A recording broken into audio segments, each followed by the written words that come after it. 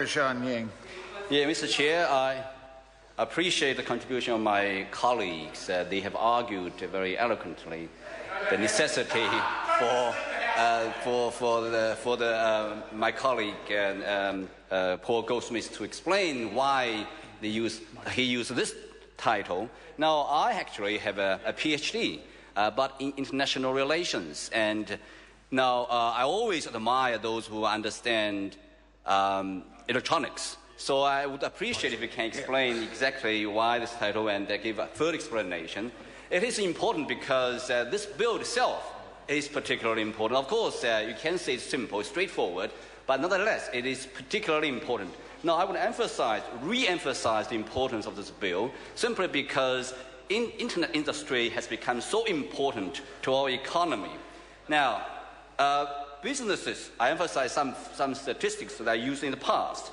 Businesses and consumers are now living in the internet age, and our legislation needs to keep up with changing technology to ensure that we have constituency. Mr. Chair, the internet has already impacted the economy in a range of ways, such as investing in internet-related infrastructure. Now, in 2009, Statistics New Zealand valued, this is very important, Statistics New Zealand valued the net capital stock held in the telecommunications, internet and library services industry at $14.7 billion, or 2.6% of total New Zealand capital stock. Since then, the government has agreed to invest $1.65 billion in ultra-fast broadband, or UFB, rollout through to 2019. Now, in 2009, the internet service industry contributed $4.2 billion, or 2.3% of GDP, $4.2 billion towards GDP, or 2.3% of GDP. And also, I would emphasize the Boston Consulting Group estimated in 2012 that broadband would deliver $32.8 billion in benefits to New Zealand end users over the next 20 years.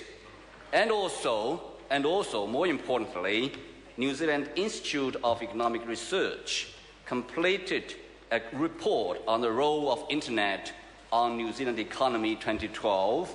The report emphasizes that economists see the institutions or means rules of the game, such as the legal status of different types of transactions in an economy, as vital determinants to the way it functions.